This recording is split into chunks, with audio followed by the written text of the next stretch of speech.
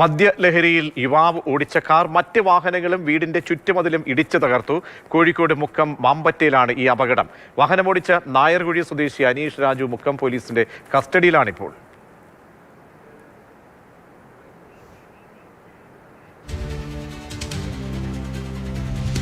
ഇപ്പോൾ മദ്യലഹരിയിലാണ് അടിച്ച് പൂസായി വാഹനമോടിച്ചു.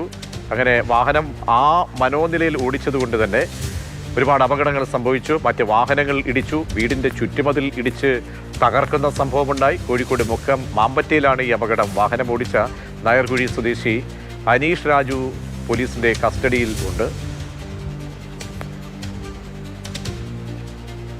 ദൃശ്യങ്ങൾ നമ്മൾ കാണുന്നുണ്ട്. രാഹുൽ കെ വി ചേരുന്നുണ്ട്. രാഹുൽ, വിവരങ്ങൾ.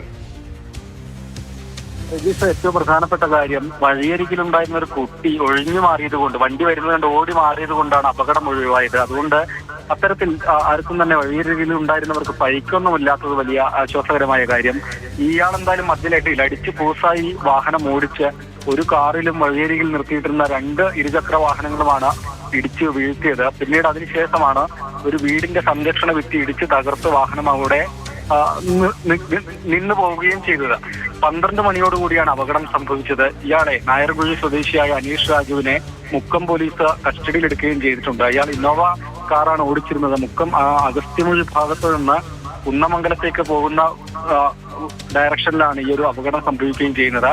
അതായത് ആദ്യമേ അഗസ്ത്യമൊഴി വളയിൽ വെച്ചൊരു കാറിന് ഇടിച്ചതിനു ശേഷമാണ് പിന്നീട് ആ വീടിന്റെ സംരക്ഷണ ഭിത്തിയിൽ ഇടിച്ചു നിൽക്കുകയും ചെയ്യുന്നത്. കാറിന്റെ മുൻഭാഗം കണ്ടു കഴിഞ്ഞാൽ അത് പൂർണ്ണമായും തന്നെ തകർന്നു നിൽക്കുന്ന അവസ്ഥയിലാണ്. അത്രയും ശക്തിയിലാണ്, ആഘാതത്തോടു കൂടിയാണ് വാഹനത്തിലും മതിലും ഒക്കെ ഈ കാർ ഇടിക്കുകയും ചെയ്തിട്ടുള്ളത്. പോലീസ് ഏതായാലും ഇയാളെ കസ്റ്റഡിയിലെടുത്ത് മറ്റു നടപടികൾ, തുടർ നടപടികൾ സ്വീകരിച്ചു വരികയാണ്.